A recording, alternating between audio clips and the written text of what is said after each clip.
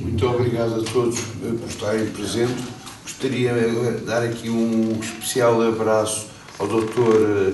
Vítor Serrão, recordando a memória do seu pai, e um ilustre historiador, e que foi naturalmente importante para nos ajudar como outro historiador nesta investigação, como também o Dr. Vicente Martins Louris, também nos ajudou bastante neste trabalho. José, podias passar. Eu gostaria, às vezes há uns encontros engraçados na internet, podemos encontrar coisas que não servem para nada e coisas interessantes.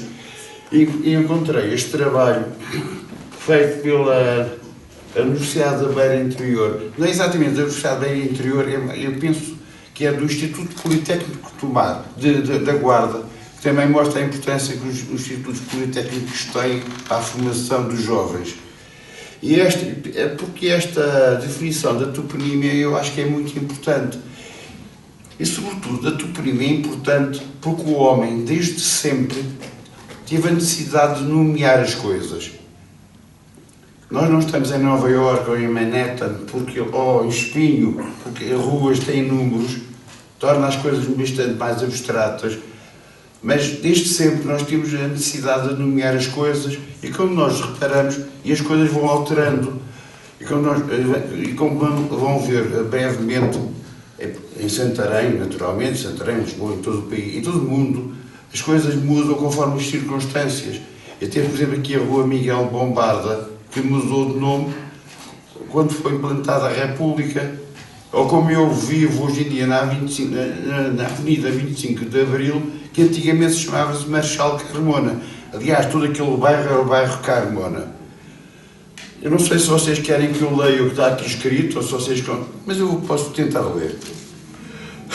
Toponímia é um repositório de informações e cultura que materializa e perpetua a história, a geografia e a organização político-administrativa dos lugares, refletindo e relevando os costumes, as tradições, as movimentações das atividades económicas, sociais e políticas, as tendências de ordem religiosa, as modificações educacionais, entre outras.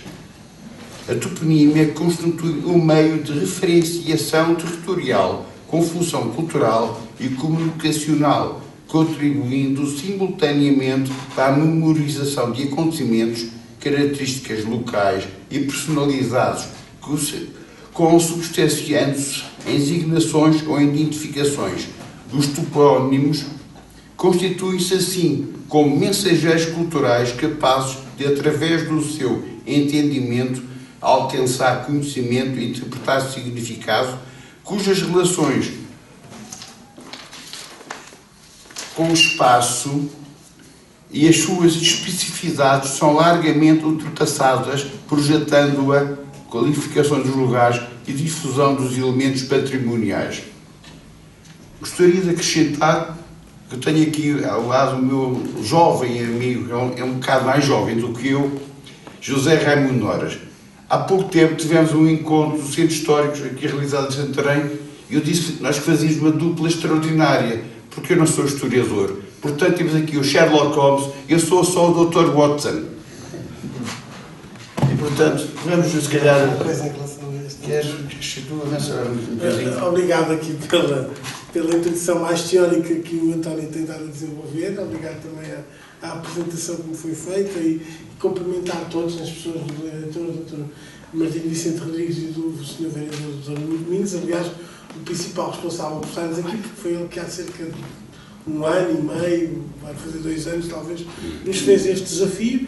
E embora nós já nos conhecêssemos, nunca tínhamos trabalhado juntos, e para além do Sherlock Holmes também, e para além da toponímia, também posso dizer, julgo que não estou todo enganado, que nasceu aqui uma bela e duradoura amizade. A toponímia, como está aqui nesta introdução mais clássica, e para além da citação do estudioso da Universidade da Beira Interior, ou do Politécnico da Guarda, será o conceito do nome do lugar. E também há a questão da antroponímia, que é um aspecto que se tornou relevante no nosso estudo, quer por muitas figuras. O António citou Miguel Bombarda, que será mais conhecido, mas outras figuras, como ali o José Paulo, nós já vamos falar sobre ele, serão menos. E outras, também este estudo nos permite descobrir novos enquadramentos biográficos destas pessoas que deram nomes às ruas. Aqui é mais uma provocação, uma das nossas fontes são estas, é também ter em conta que nós, por exemplo, ao contrário de um dos diversos estudos, existem, como devem calcular, imensos estudos de toponímia, já publicados, curiosamente nenhum aqui sobre Santarém, podia já ter existido, mas não. Existem abordagens de toponímia noutros estudos, nomeadamente nos estudos do Dr. Luís Mata, do Dr. Jorge Custódio e da Dra. Ângela Beirão, para as diversas épocas que eles abordaram, mas não são estudos especificamente sobre a toponímia, são pequenos capítulos ou subcapítulos sobre toponímia. Mas, tal como o estudo que temos por modelo é um estudo sobre Évora, mas que parte de um exercício ao contrário do nosso, isto é, parte um pouco como fez aqui a Ângela Beirante, das ruas que existiam no século XV e depois tenta perceber que ruas são essas hoje em dia. Nós fizemos exatamente o contrário. Temos das ruas hoje em dia tentar perceber que nomes teriam, que muitas vezes podem até não corresponder, e em alguns casos são mesmo ruas novas, como aliás tivemos uma rua nova, e já vão ver qual é. Aqui é uma provocação a todos nós, não é? Do Pinho Leal. Talvez ele tivesse um bocadinho zangado pela vitória dos liberais em Santarém, mas diz que são, como todas as povoações antigas, estreitas, tortas, imundas e mal calçadas, isto descrito no final do século XIX, mas são outra das fontes que temos consultado. De qualquer das formas, a fonte principal têm sido as atas municipais, as quais eu e o António lemos integralmente nos últimos 200 anos, para chegar praticamente, estamos quase a concluir a redação deste trabalho. Agora, havia muitos nomes que nós não sabíamos o que é que queriam dizer, ou mesmo se soubéssemos, não sabíamos a origem. Temos ali um exemplo do Beco das Atafonas. Neste caso, não é já usual saber o que é uma atafona, é um moinho urbano, como vemos ali, uma imagem de uma reconstituição nos Açores, ou eventualmente de um engenho que terá sobrevivido, porque em certas zonas mais rurais elas foram utilizadas até ao século XX, serviam para moer os cereais, ora como esta de grandes dimensões, ora como mais pequenas. Aqui temos então um exemplo de um topónimo medieval que foi sobrevivendo. Está ali o documento mais antigo, que quando conseguimos, naturalmente, embora nos centremos nos séculos XIX e XX, naturalmente que citamos estes documentos mais antigos, que localizámos com os nomes das ruas. Este já era identificado por Ângela Beirante, mas conseguimos localizar. Há aqui uma dificuldade, quem não é da área, é as cotas que, por exemplo, a professora Ângela Beirante cita nos anos 80, não tem nada a ver com as cotas atuais. Muitas vezes, então, nós pedimos à Torre do Tombo, olha, eu queria este documento assim. Eles dizem, mas eu não sei lhe dizer qual é esse documento, porque as cotas mudaram e às vezes é uma complicação encontrar os documentos que nós depois também queríamos consultar e ver se tínhamos a mesma opinião. Mas este será a referência mais antiga. Estamos a falar de um topónimo que já era utilizado no século XV e de uma das linhas de força, topónimos relacionados com profissões. Não só as atafonas, os churradores, há de se lembrar, até por outros motivos menos nobres, digamos assim, das ruas das linheiras, mas que também estava associada a uma profissão, ou na Ribeira, a Travessa dos Serralheiros. Portanto, uma das linhas de força será esta. É importante percebermos que neste período medieval e moderno não existia, um bocadinho como o António disse, uma regra para dar os nomes às ruas. Daí também, como hoje, embora hoje haja um nome oficial, não quer dizer que na altura se calhar também não houvesse um nome oficial, provavelmente também haveria, mas não havia uma entidade. Não era nem a Câmara Municipal, nem o Rei, portanto, quando pudemos averiguar, era um costume. Dava-se o nome à rua consoante um costume. Não é? E daí também o Largo de Marecos. Geralmente era porque vivia lá alguém com alguma importância, com alguma preeminência, um proprietário, um nobre, um rico homem. Neste caso, o Largo de Marecos é o atual Largo Emílio Infante da Câmara, onde fica o Largo dos Rapazes, Solar dos Marecos e também anteriormente dos Saldanhas. Também nomes geográficos, né? Rua do Outeirinho, Calçada do Monte, nomes que tinham a ver com a geografia dos sítios. Alguns a gente não sabe e dificilmente, sem um documento ou alguma interpretação, conseguiremos saber com propriedade. Por exemplo, Cacaímba, temos várias hipóteses porque é que isto consegue significar. O certo é que, neste caso, vimos dezenas de dicionários e não encontramos nenhuma explicação. Continuamos sem perceber, até hoje, quem é o Padre António Fernandes. Não há assim nenhum clérigo em Santarém que possa ser... Existem alguns Padre António Fernandes, mas não tem nenhuma ligação ao ver em Santarém, e também não acontece como Miguel Lombardo, Capelli Avens ou outros, e esses com ligação a Santarém, figuras nacionais, onde houve uns movimentos de nomes de ruas. Há um missionário do século XVII, chamado António Fernandes, mas porquê dar-lhe um nome? Ainda por cima é uma pequena ruazinha, não é? Não é uma rua. Estas homenagens geralmente eram as artérias fundamentais das vilas. Continua elusivo. Sabemos que a referência mais antiga é 1895, mas quem foi este Padre António Fernandes? Não sabemos. Condinhas, aparentemente, parece-nos ser também um antropónimo, porque há um documento que fala nos herdeiros das Condinhas, portanto, podia ser um apelido, uma alcunha, tal como também pode ser o Cacaímba. O Dr. António Monteiro encontrou-nos um senhor na Misericórdia chamado José da Silva Cacampo, mas são hipóteses que não conseguimos comprovar. Conseguimos comprovar, graças aqui à perspicácia do António, quem foi o José Paulo. E se quiseres falar um bocadinho sobre o José Paulo, temos ali o registro de casamento dele, o que é a própria rua e a confluência das duas ruas que são a prova, a smoking gun aqui do nosso Dr. Watson. E, efetivamente, desde as vezes que passava a Rua José Paulo, não sei se estão a ver, é a segunda transversal, quem está na João Afonso, à direita. E, curiosamente, devemos também saber que é genro do Gaspar de Freitas, portanto está tudo em família. Mas porquê que José Paulo, o seu nome dele é José Paulo Macedo Mudo? Que eu vim a ler, mas aí não está muito bem confirmado, que ele não gostava muito do apelido e gostava muito que o tratassem de José Paulo. Então o nosso amigo José Paulo nasceu em Santarém, estudou leis em Coimbra e trabalhou a vida como tabelião, não é isso? Sim. Lá está o facto de José Paulo Macedo de Mudo, mas seria mais um José Paulo entre tantos.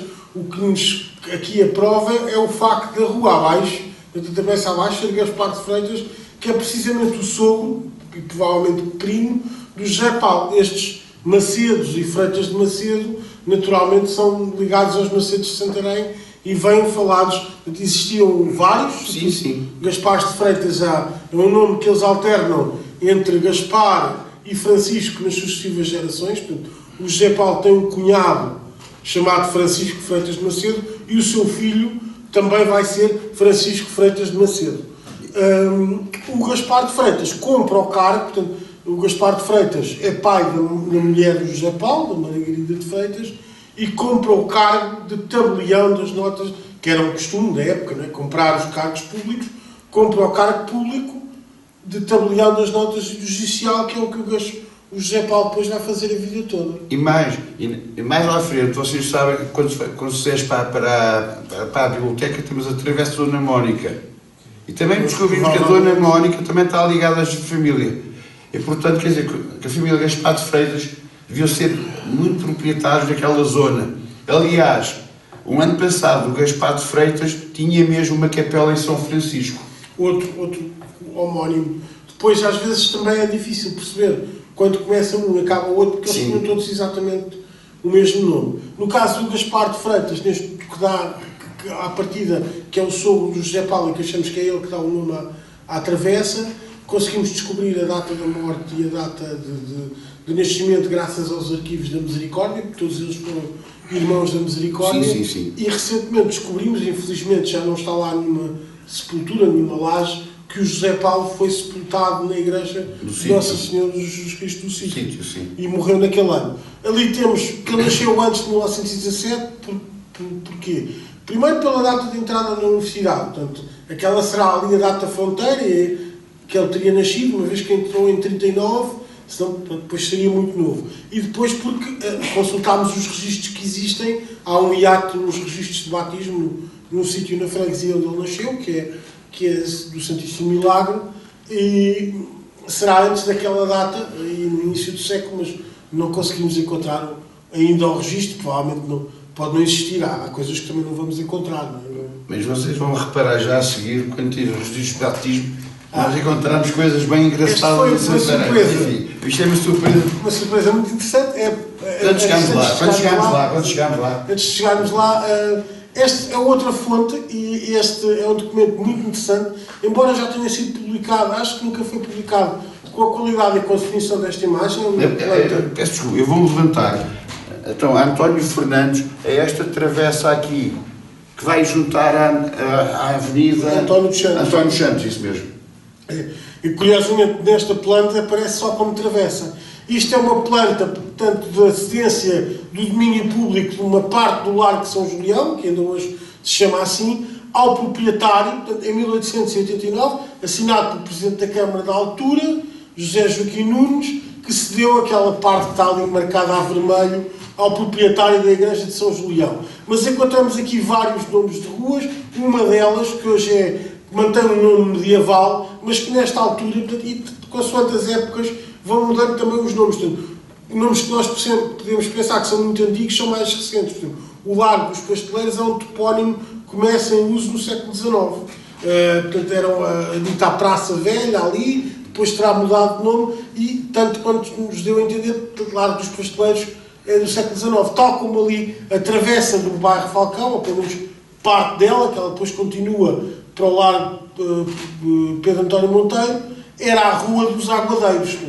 Esta planta é muito interessante, ela já foi publicada em alguns sítios, julgo que não com a definição que depois os colegas da biblioteca a digitalizaram, e é um conjunto de plantas, umas mais elaboradas, outras menos, que estão na biblioteca, cuja mais antiga, assim, vulto da cidade, parece datar ali de 1909, 1911, e que era uma planta para obras de canalização de gás, ou de instalação de iluminação pública, uma planta que a Câmara pediu. Neste caso aqui é uma questão de limites. Isto é para mostrar a imagem também outras fontes que temos utilizado, que por vezes dão outras pistas para além dos documentos escritos.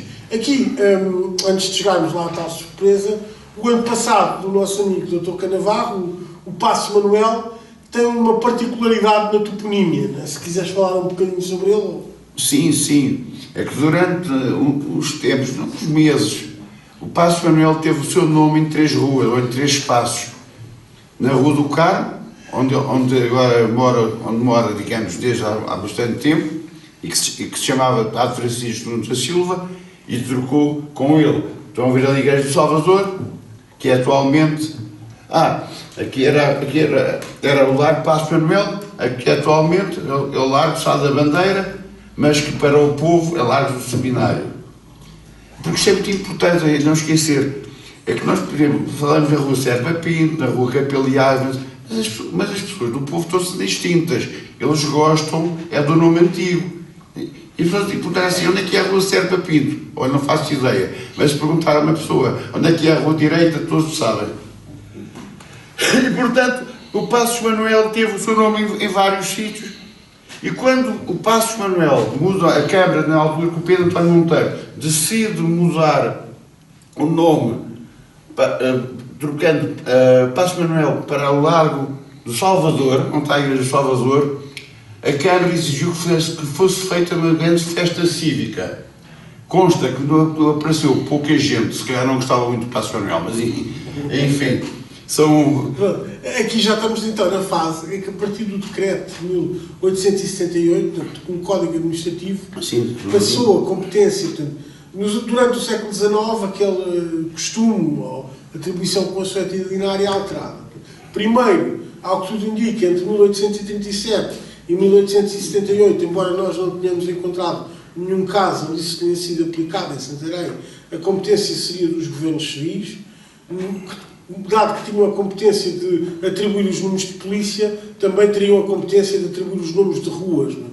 Uma questão de organização. Aqui em Santarém há apenas um caso, que é a atribuição precisamente do nome de Sá da Bandeira, não ao largo, mas ao campo fora de vila, ao campo da Feira, ao campo Marquês de Sá da Bandeira, em que a Câmara delibera isso, mas isto não pode ser ela a deliberar, isto nos anos 60 do século XIX, e pede ao Governo Civil para então atribuir o nome a esse campo.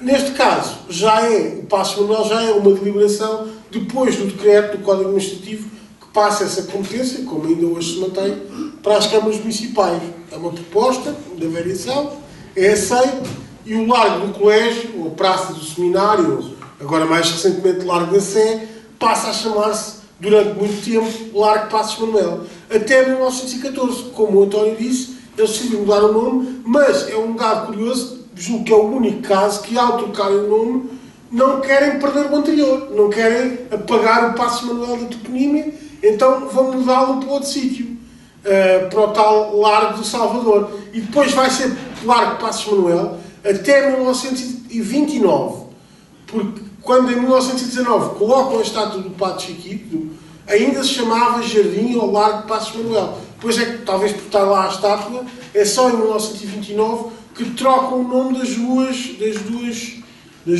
da Rua do Carmo, a antiga Rua do Carmo, hoje Rua Passos Manuel, que era também desde o final da monarquia, Rua Padre Francisco Nunes da Silva. E aqui vem a nossa grande surpresa. Aqui vem a investigação aqui do nosso amigo Zé, é que descobrimos que o nosso Padre Chiquito não nasceu naquela data. Pelo menos na data, à partida, não nasceu. Portanto, este documento ainda não tínhamos mostrado, tínhamos falado neste aspecto, mas ainda não tínhamos mostrado. Ali temos uma imagem, por acaso faltou ali pôr o site, foi retirada do site Eu Gosto de Santarém, é uma imagem do jornal da época, que não o Correio da Extremadura, provavelmente Vida Ribateana ou assim, o Carlos Quintino no site também não identifica o jornal, da inauguração do monumento. O monumento foi promovido pela Câmara, mas também pela Sociedade Recreativa Operária, que estava ali desde 1915, no sítio onde está, no Palácio de Landau. Mas todos os sítios, não sabemos porquê, às vezes é também preciso perceber estes erros, estes equívocos, não é? De onde é que eles radicam. Todos os sítios radicam que Francisco Nunes da Silva nasceu em 1790 em Alfãs. Segundo este registro de batismo, não, nasceu no Salvador, não diz onde, e 2 anos antes, a 19 de outubro de 1788. Dá-me ideia que, efetivamente, não há dúvidas que isto é o registro de batismo dele. Ele não teve nenhum irmão, pudéssemos ter um irmão homónimo, só teve 3 irmãs, e são os pais dele, portanto, são os pais dele, também seguiram a via religiosa, e, além disso, este documento é coerente com o registro de óbito, porque o registro de óbito também diz que ele era natural de Salvador e também lhe dá, à data do óbito, 80 anos, o que seria, como ele morreu em janeiro, ainda não tinha feito os 81, portanto, daria 1788, à data que ele morreu foi 1869. Portanto, este documento achamos que é muito interessante, embora não seja destas figuras locais, não é uma que tenha se extravasado nacionalmente, mas é uma das mais importantes, das mais conhecidas, foi objeto de uma biografia do professor João Carlos Brigola, mas que também dá por boa a data tradicional, que nós não sabemos quando começou a surgir. O testamento, há muitas vezes citam o testamento como a fonte de que o padre teria nascido em Alfãs, ele não diz isso no testamento, só diz que teve 3 irmãs, todas religiosas. Tanto quanto demos conta, a placa foi lá colocada em 1937 e nessa data sim começou-se a dizer. É preciso também ter em conta que o facto de ele ter sido batizado aqui não quer dizer que, efetivamente, tenha nascido ali. Não é? Ele pode ter nascido, há casos, embora nós, historiadores, tenhamos o batismo como o registro de nascimento, sobretudo para estas épocas mais remotas, daquele dia e daquele local, há casos. Agora, esses casos também, geralmente, no registro de batismo, dizem que a pessoa não nasceu lá. Mas, de qualquer das formas, isto é sempre uma declaração feita por pessoas que podiam ter algum motivo para esconder alguma coisa. De qualquer das formas, a data parece-nos correta, portanto, ele terá nascido nesta data ou em dias antes, não é? Mas assume-se o batismo como uma data de nascimento, caso não haja outra fonte, e, eventualmente, no Salvador e não em Alfãs, sendo que esse aspecto, ainda tentamos perceber, ele pode ter também crescido lá, não pode ter lá passado a infância. Outro aspecto que nos parece duvidoso duvidoso, digamos assim, é a questão dele ter ficado muito rico à força de beneméritos. Porquê? De doações, porque era uma pessoa muito boa. Independentemente e não desconsiderando a bondade das pessoas, ele tem uma fortuna muito considerável. São cerca de 7 propriedades de que era mesmo dono, e esse senhorio, portanto, tem o domínio direto, portanto, tem aqueles direitos do antigo regime de foros, de uma dezena ou mais de propriedades, para além de ter capitais, ações. Efetivamente, tudo isso podiam ter sido doações. As pessoas depois alegam vários, que era filho de um sapateiro, que isso não queria necessariamente que o sapateiro fosse pobre ou que não tivesse propriedades. Portanto, por acaso tenho recentemente estado a ver na minha família um sapateiro, que é meu bisavô, e que também tinha uma série de propriedades. Portanto, era ali um terratenente, não aqui nesta zona, mas na zona da Póvoa da Isenta. E isto acontece o quê? Acontece que identificamos, já ele é clérigo, ainda não era prior de São Julião, mas identificámos também um artigo do Diário da República, do Governo, onde diz que estão à venda umas propriedades, não diz que são dele, mas diz que se quem estiver interessado, contactar o padre tal, Francisco Nunes da Silva, na Ribeira, que na altura estava na Ribeira. Também conseguimos reconstituir as paróquias onde esteve, antes de se fixar em São Julião, portanto, e mais recentemente, era uma dúvida do professor Brigola, ele achava que sim, mas não tinha encontrado o documento, que ele teria apoiado os liberais, e ainda foi anteontem, encontramos um documento de Dona Maria II que diz que dá-lhe a comenda porque teve uma série de problemas durante o domínio do usurpador. Como se sabe, eles não se referiam ao Dom Miguel pelo nome, qual livro do Harry Potter, era Lord Voldemort na altura, não se podia dizer o nome.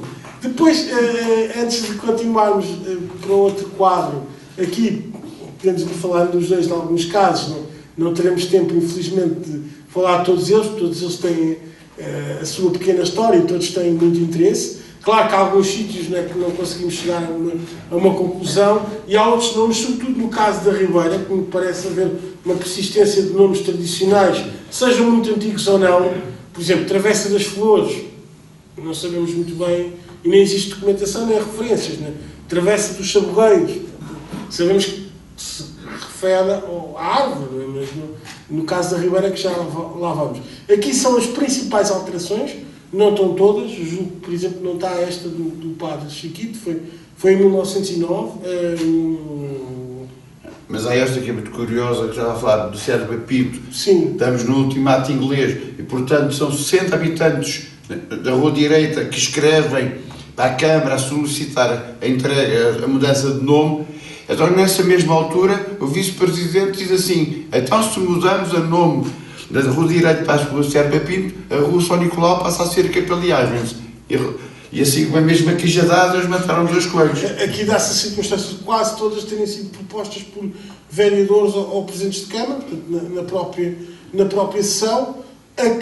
A primeira alteração que encontramos é precisamente a Rua Luís de Camões, nas comemorações do tricentenário de Camões, mais aqui uma ligação entre a cidade e Camões. Portanto, é a primeira grande alteração, sendo que também havia 2 nomes para aquela rua: Rua da Biblioteca, onde ficava a Biblioteca Camões, naturalmente, e Rua das Figueiras.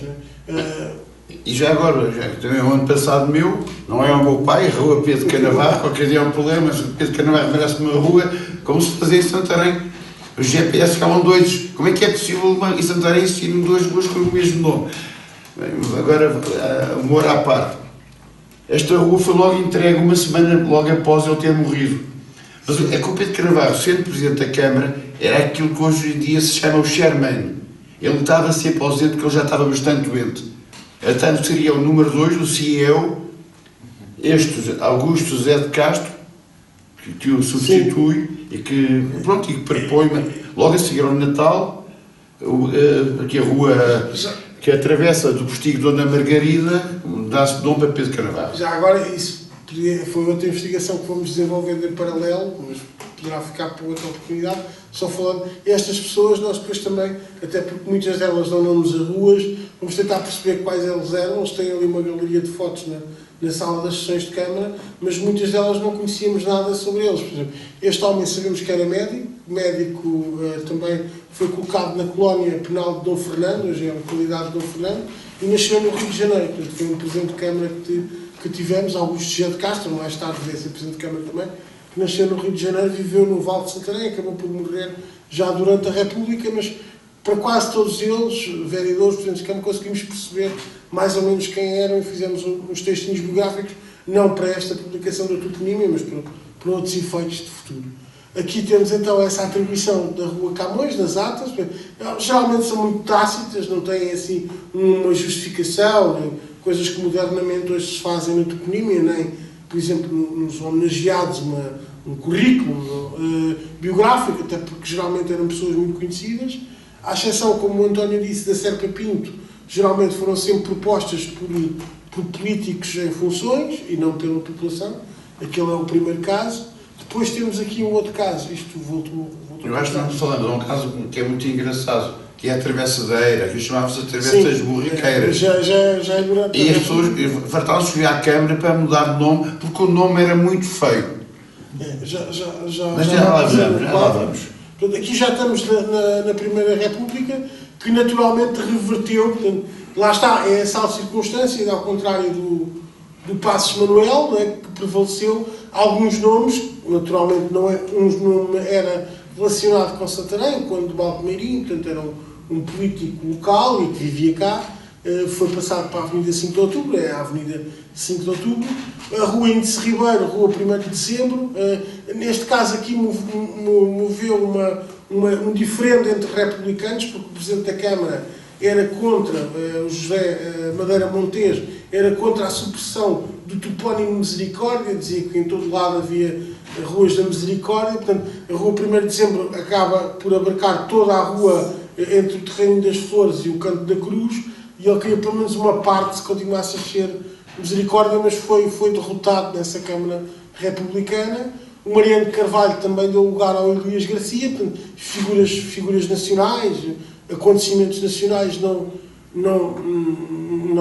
necessariamente relacionados com Santarém, ou noutro caso, figuras nacionais relacionadas com Santarém, como o próprio Passos Manuel, o Sá da Bandeira, o Pedro Álvares Cabral.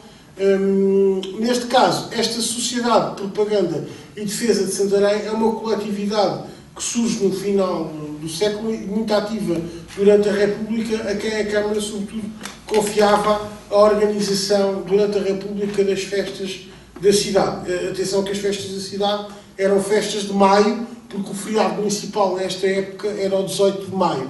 E esta sociedade foi fazendo várias propostas de alteração de toponímia e também de proteção de monumentos. Lá está o tal caso da Travessa da Era. A Travessa da Era, como o António estava a dizer, é uma proposta também dos moradores, ainda durante a República, para mudarem o nome das borriqueiras. Mas a Câmara diz que vai tratar do assunto e demorou 8 anos.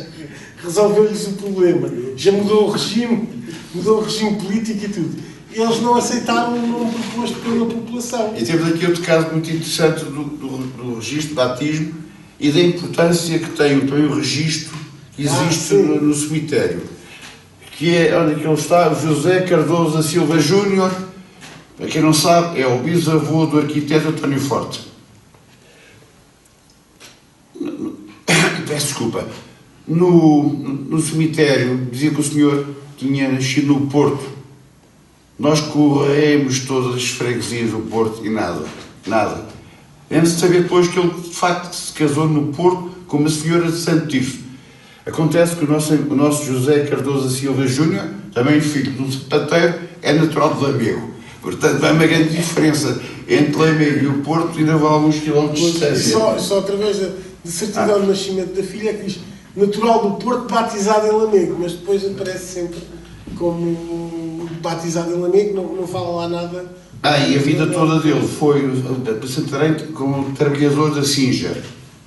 Aliás, como aquele senhor da Ribeira também. Destes aqui, é curioso, portanto, Joaquim Luís Martins, médico, Teixeira Guedes, padre e professor, José Cardoso da Silva Júnior, portanto, comerciante, também foram vereadores e presidentes de Câmara, os outros não, o Júlio Araújo e o António Augusto Júnior. O Júlio Araújo é muito depois do seu falecimento. Eu julgo que aqui em vida, só mesmo o Pedro António Monteiro é que teve o nome da rua em vida. 10 anos antes. 10 anos antes de morrer. O Júlio Araújo, portanto, era um funcionário do governo civil, portanto, que seria também músico amador, tanto quanto me deu a entender. Teria ligado às coletividades, mas tem o nome da rua porque a sua mulher reuniu 100 contos para a obra das cantinas sociais.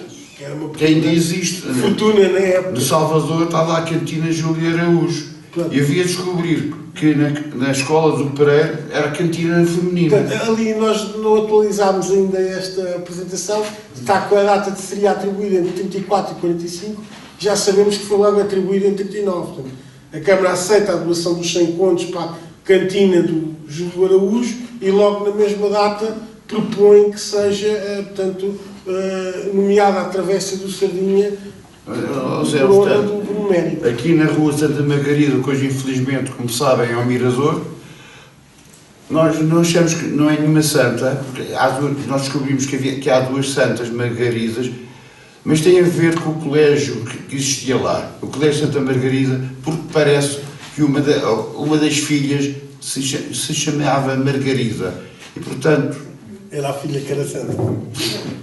Não sabemos. Mas não era uma Santa Margarida em especial. Não. Curiosamente, esta é a única alteração, no século XIX e XX, em que há o nome de um santo, porque, regra geral, outra linha de força é os nomes dos santos, os nomes dos agiotopónimos, esse é o nome técnico, desaparecerem. Alguns mantêm-se, mas é desaparecerem. Outra parte biográfica, esta mais recente, nós depois vamos ter um capítulo onde são pequenas notas biográficas destas pessoas que dão nomes às ruas, claro, mas são muito conhecidas e é uma síntese do que existe, não acrescentam assim nada de extraordinariamente novo. Neste caso não se tinha bem a certeza da data, sobretudo do nascimento e do local. O maestro Luís Silveira, o nome completo para mim também era desconhecido, Luís Castro Veiga da Silveira, e casou com Emma Maria Lizardo, também ela música, cantora, que colaborou com ele, quer em Santarém, quer nesta altura, quando casaram, viviam em Porto Alegre. Dá a ideia que lá também terá tido alguma profissão na área da música. O registro de casamento já o dá como concertista de violino, como aquela foto que é do Arquivo Distrital, já quando trabalhava no Centro Cultural. Depois, logo a seguir a falecer, para além do nome da rua, que foi uma proposta do Centro Cultural, uma proposta já muito bem estruturada, como o maestro tinha feito, vai à Comissão de Toponímia, nessa altura, portanto, nos anos 50 já havia uma Comissão de Toponímia, é uma proposta do próprio Círculo Cultural. Aliás, a Rua da Olivença também é uma proposta do Círculo Cultural, uma instituição muito importante nesta cidade. Eles tiveram um dia de homenagem, ele morreu em dezembro, morreu na véspera de Natal, portanto foi em janeiro, um dia de homenagem nacional aqui em Santarém, com a emissora nacional e as várias agremiações de Lisboa e de Santarém, onde ele tinha tocado, tinha também dado aulas, também dava aulas de música. É outro exemplo que nós fomos escolher. Aqui, as alterações ainda no Estado Novo, já no final do Estado Novo, algumas foram revertidas, essas não colocámos a negrito. Ali a travessa de Belmonte teve para se chamar São Gonçalo de Lagos. Mas eu gostava de falar aqui na Travessa da Misericórdia, quando ela mudou para a Rua General Almeida de Pinto, que era o homem forte da Legião, e o meu avô era na altura, que não era uma pessoa afastada do regime, antes pelo contrário, ele escreve para a Câmara que era inaceitável a Câmara mudar o nome. O senhor podia ter o nome, porque ele não tinha nada contra o senhor. Ele tinha contra é que fosse a Travessa da Misericórdia. E as instituições multidisciplinares não se mutam o nome. E desaparecesse o topónimo Misericórdia, porque já, nesta altura já não havia a rua. De facto, depois este nome foi um que foi revertido durante o 25 de Abril numa ata da Comissão Administrativa que diz urge tirar estes nomes, nem que a gente ponha lá um papelão, porque são notórios fascistas, portanto não podem estar visíveis já em 1975. E curiosamente, o general Almeida Tupim era da família Ginestal Machado, portanto tínhamos pessoas de um lado extremistas de direita, digamos, e pessoas mais progressistas. A fotografia do jazigo ilustrando exatamente o que o António está a dizer, e também, o António já falou, o cemitério foi também, os registros cemiteriais têm sido também uma grande fonte para a nossa pesquisa, quer os próprios, às vezes os próprios jazigos, onde estão as datas e os nomes completos, quer mesmo os registros documentais, não é? Aqui, já na democracia, naturalmente estamos a falar só nas alterações no centro histórico e estamos a falar ainda só do Planalto, não é? Nessa parte que é uma novidade, como o meu colega disse, falámos disto no encontro de municípios com o centro histórico, mas ainda não tínhamos numa fase tão avançada como está agora a investigação sobre a Ribeira. Aqui, para além da reversão do notório fascista, como diz a ata, General Almeida de Pinho para a Travessa da Misericórdia, naturalmente houve outras fora do centro histórico, do Carmona, do próprio Salazar e outras, não é? É curioso que os líderes locais não só se mantiveram, como o capitão Romeu Neves, que já tinha o nome de rua, se mantiveram, como é depois do 25 de Abril que dão o nome ao brigadeiro Lino de Sousa, de Lino Valente. Lino Valente, sim. Lino Valente. Já é depois do 25 de Abril que lhe dão o nome. E eram, portanto, os líderes locais da ditadura, pelo menos numa primeira fase.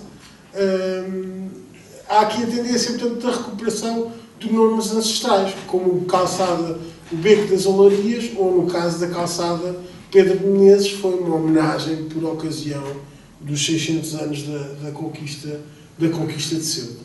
Nós, neste momento, estamos a concluir a fase do Planalto, já temos os textos todos redigidos, poderá haver alguma outra correção, uma coisa que apareça que seja complementar, mas estamos a redigir e agora descemos os textos sobre a Ribeira, porque a investigação centra-se nos dois núcleos do centro histórico. Aqui uma imagem de um postal bastante conhecido, a imagem em si também foi retirada do site Eu Gosto de Santarém, é a Ribeira dos Barcos, é uma das artérias da Ribeira, digamos assim, que consta do estudo, mas a que logo no início nos causou mais transtornos. Também vimos centenas de páginas de batismo do António Faustino. Porquê? Porque tínhamos a indicação, já não me lembro de onde é que ela veio, mas de alguém, uma visita até que fizemos à Ribeira, que este António Faustino seria um jogador de futebol, efetivamente um jogador de futebol bastante conhecido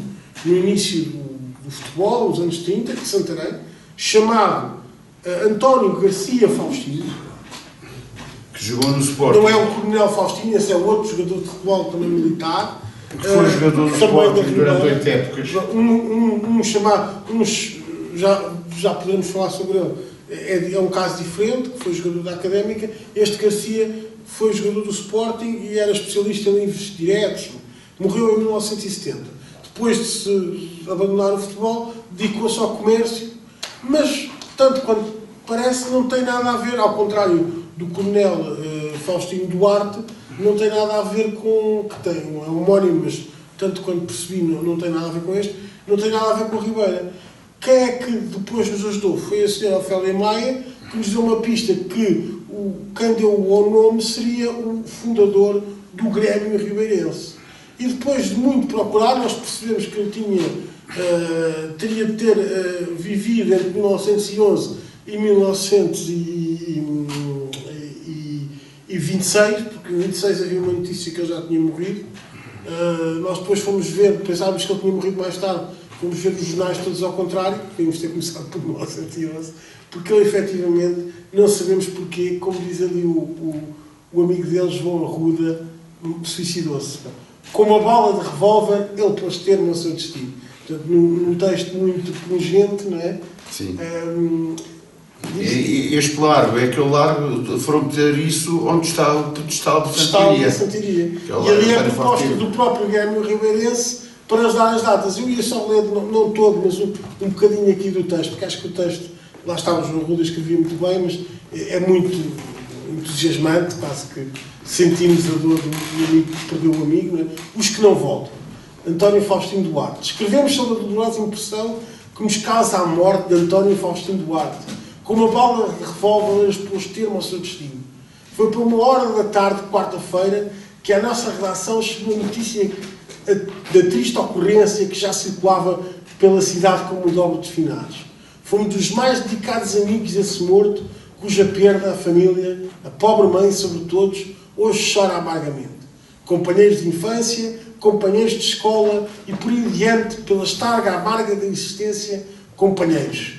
As contingências de uma vida provinciana interpuseram entre a nossa velha amizade um leve obstáculo, que aos dois arrebiou, obrigou a arrepiar caminho, mas jamais há a rigidez das nossas relações de liquidar a indiferença, porque para nós António Faustino era ainda um remember de antigos afetos que conservassem friamente ao sabor do que vos diz. Intercortando o texto, para o além, leva ao pobre suicida o segredo da sua mágoa, que nem à própria mãe confiou no momento em que voluntariamente ia desaparecer da vida. E quando eu encontrei esta notícia, fiz assim uma exclamação, António deu-me um abraço para serem lá os nossos colegas, eles encontraram alguma coisa de extraordinário. Foi exatamente a minha sensação quando descobrimos que o senhor era de Lamego. Sim. E depois eles encontraram qualquer coisa de extraordinário e, de facto, conseguimos perceber isto. Nós, então, construímos aqui um quadro para a Ribeira. Há algumas... Também vemos, já agora foi o Otto. Às vezes é o Holmes que descobre a maior parte das coisas, mas nesta foi o Watson que descobriu. Eu estou a ler o mapa, estou aqui a referir à rua Lourenço de Almeida. Lourenço de Almeida. É isto. Eu estou a ler mata de 1970, em que a Câmara decide atribuir uma rua a um célebre médico da Ribeira, Dr. Costa. Que também não foi implementado. Não foi atribuído, mas tem naquela praça... Oliveira Marreco. Oliveira Marreco está lá um busto. Eu estou a ler, e diz assim, Lourenço de Almeida, o espadeiro. Assim, mas carrei, quem é que será o Lourenço de Almeida, o espadeiro? Eu já tinha ouvido falar do Lourenço de Almeida, filho do Francisco de Almeida, celebrizado pelo Camões no canto 10º, e que morre numa batalha na Índia. Espadeiro. E graças ao nosso amigo Google, que às vezes ajuda, surge este nome, espadeiro, Lourenço Viegas. Quem é o Lourenço Viegas? Lourenço Viegas é filho de Viegas Muniz, portanto, muito próximo, irmão de leite do Afonso Henriques, e que naturalmente o ajudou na tomada de Santarém. O problema é que o Zé, ele descobriu a data em que a Câmara realmente, a Câmara dos anos 32, não é? Em 32, a Câmara, mais ou menos na altura em que atribuem a calçada Mãe Ramires, cerca de 10 anos depois, decide dar na Ribeira o nome este de Lourenço Viegas, porque com a sua espada ajudou, tipo Guerra dos Tronos, ajudou o nosso amigo Afonso Henriques na conquista de Alcáçova. O problema é que, passados uns tempos, a Comissão do Turismo pede para a Câmara alargar uma rua que vai dar à rua Lourenço de Almeida, o espadeiro. Pronto, estragaram tudo e meteram aqueles coitados habitantes há mais quase 90 anos a viver numa rua completamente errada. Depois tocaram ali uma troca. A partir de uma determinada data há uma troca de nomes. Há aqui um exemplo de ruas também, e por acaso também tocaram o nome, mas esse não ficou com o nome certo nas placas, de ruas que não vingam, não é? Há atribuições, isto é, para além da questão que o António já focou, da prevalência dos nomes tradicionais, Rua Direita, Calçada do Monte, há um nome oficial, que algumas pessoas, que não todas, mas os carteiros sabem o que é. Houve também há atribuições de ruas, pelo menos duas, ao que parece, ou porque não puseram as placas, ou porque puseram e depois tiraram e elas esqueceram-se, não vingaram. Isto é, em 1913, por sugestão lá da Sociedade de Propaganda da Defesa de Santarém, mas que era a carta do município anónimo que escreveu para esta sociedade, pedia para darem a rua ao grande liberal, amigo de Passos Manuel, José Augusto César da Silveira. Efetivamente, enterrado na Ribeira, natural da Ribeira, faleceu subitamente numa loja de Lisboa, o registro de óbito que nós encontramos, foi tratado um negócio, entrou numa roja, na rua de Madalena, e caiu morto no século XIX, muito antes de 1913. Seria a Rua do Rundes, a atual Rua Alfagema de Santarém, mas efetivamente é aprovado, dizem que vão pôr as placas nas festas da cidade, lá está que eram em maio, terão posto, mas quando em 32 vão dar a Rua do Alfagema de Santarém, fazem caso, tábua rasa daquilo ter tido outro nome qualquer, era a Rua do Rundes à mesma. Aliás, em 28 já vão dar o nome José Augusto da Silveira. Estas datas, atas da ditadura, têm a particularidade de aparecer só à deliberação, isto é, enquanto que, de forma mais ou menos tácita, na monarquia e na República, geralmente era a Câmara, um vereador ou alguém, uma entidade a propor, ali já aparece só aprovarmos que a rua tal vai ser rua tal, e não diz mais nada. Não diz se alguém propôs, grosso modo, entre 28, 29 e 35, as travessas, as atas são mesmo muito tácitas. Em 28 deram o nome deste senhor lá está em 28 também com uma gralha, já Augusto César de Almeida, eles tinham uma fixação com o apelido Almeida, mas ficou Rua José Augusto César da Silveira. Há tal Rua do Cemitério, fazendo tábua rasa da atribuição anterior. Aqui agora foram várias atribuições, geralmente quase sempre das pessoas terem falecido. João Ruda, José Vitorino de Carvalho, o homem que deu o terreno e esteve ligado à fundação do Teatro Ribeirense. Henriques Dias Vigário, para além de também ter sido vereador, também era representante das lojas Xinja. É curioso que foi ele que propôs o nome do José Cardoso da Silva Júnior, também trabalhava lá, e era um poeta local, portanto, também nos teatros e umas poesias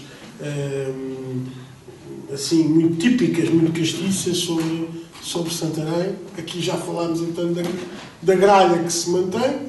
O Coronel Faustino da Silva Duarte é um tal nome que também, à partida, não sabemos bem porque não vingou. Efetivamente foi atribuído em reunião de Câmara em 1993, mas quando, por falecimento, infelicidade, porque todos nós aqui o conhecemos, do Dr. Vítor Gaspar, a Câmara decidiu dar o nome ao mesmo lar que o Dr. Vítor Gaspar, não fez caso de se chamar Coronel Faustino da Silva Duarte.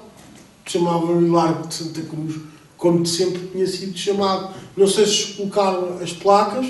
É curioso que esta proposta foi de um grupo de amigos, a mesma proposta veio na ata, foi um grupo de amigos que almoçou, depois foi à junta e fez um ofício à Câmara para lhe porem o nome. Ele ainda estava vivo naquela altura, que foi deliberado, mas é outra proposta que não vingou. Tal como aqui no Planalto, nós não falámos nisso, o Largo do Barão. Portanto, o Largo do Barão, que originalmente era o Largo do Barão do Pombalinho, que tinha lá um palacete na barreira, que entretanto caiu, foi demolido. Que era da família Porto Carrero. Sim. Palacete. E foi casado com a mulher do Conde do Barão de Almeirim, portanto foi julgo o segundo marido, ou o primeiro marido dela, não tenho agora presente.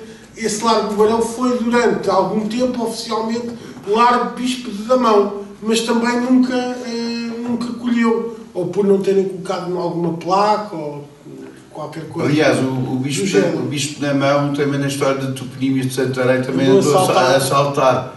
E curiosamente, ele agora está no Girão, mas antes esteve ali na altura dos Leões. Sim, e aí depois foi há uma ata muito engraçada em que uma sobrinha, então a Comissão Administrativa muda o nome e uma sobrinha faz um ralhete à Câmara.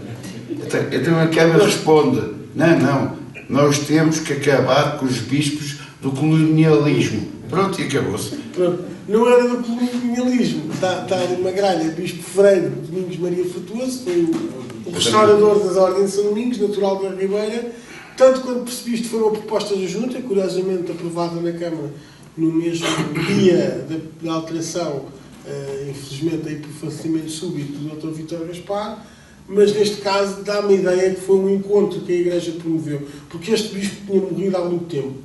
Sejamos honestos, não é propriamente uma figura ribeirense que a gente se lembra assim de repente. Não, era bispo de Porto Alegre. Mas deu-me a ideia que foi a própria Igreja, a própria comunidade dominicana promoveram nesta época um encontro com portanto, um encontro religioso ou académico, digamos assim, sobre o bispo, publicaram um livrinho e devem ter pedido à Junta para das ruas maiores esta alteração. Deve ser das maiores ruas do Concelho, porque começa junto à igreja de Santa Cruz e termina na cidade de Ajã, portanto imaginem o tamanho da rua, nunca mais acaba. Mais recentemente foi dado o nome à Rua do Meio ao José Barrão, que era uma figura típica da Ribeira. O nome dele não, isto é uma alcunha, o nome dele não é. Né? O nome dele não é nada deste.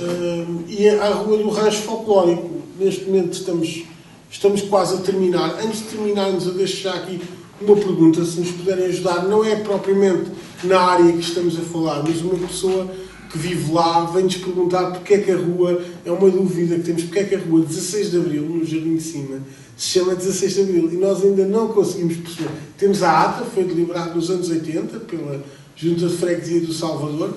As atas da Junta é que ainda não chegámos lá, elas estão ali no sítio que ainda temos de marcar para ir lá, mas no caso da Ribeira, naturalmente, que é o que nos importa, sabemos quando foi atribuída e por quem, pela Junta do Salvador. Curiosamente, naquela época não puderam atribuir, porque o regulamento militar o impedia, nessa mesma data, ao Tenente Coronel Salvador Maia. Ele não podia receber o nome da rua naquela data, por causa do regulamento militar, vai lá nessa ata, mas 16 de Abril não conseguimos perceber o que é que possa ter ocorrido, porque não encontramos nenhuma efeméride correspondente ao 16 de Abril até agora.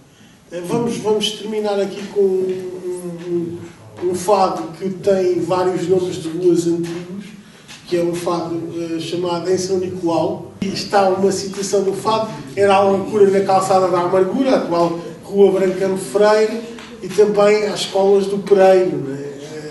Os sinos de fora de vila. Há várias referências a nomes de ruas.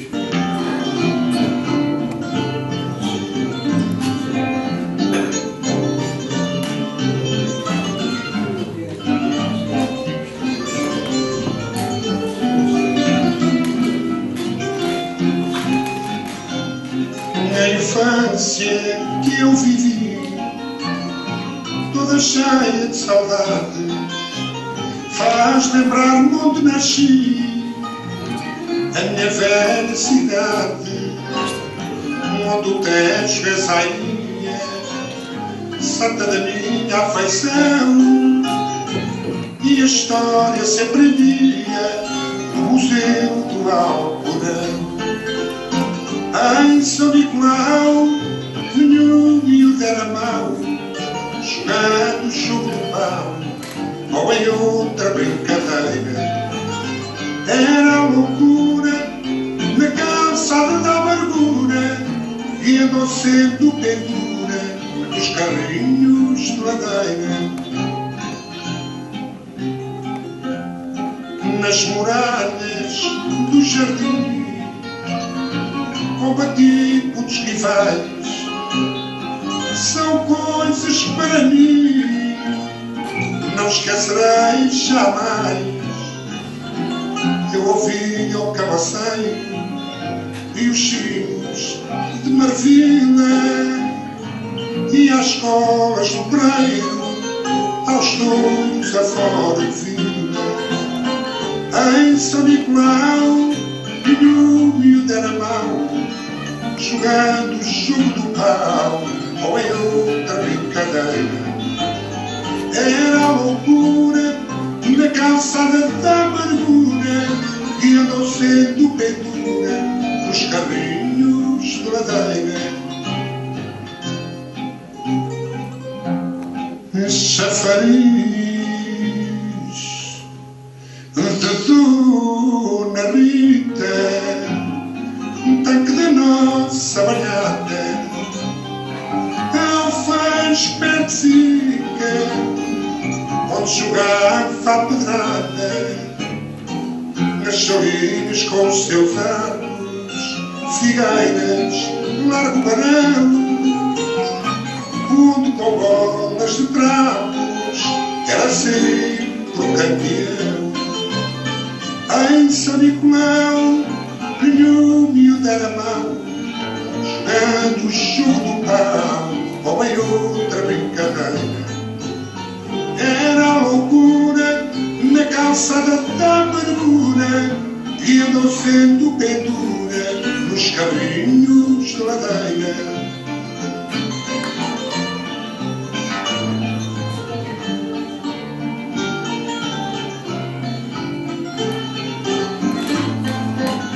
Era loucura na calçada da amargura, e andou sendo pendura nos caminhos de ladeira. Bem, muito obrigado pela vossa terem participado, terem assistido.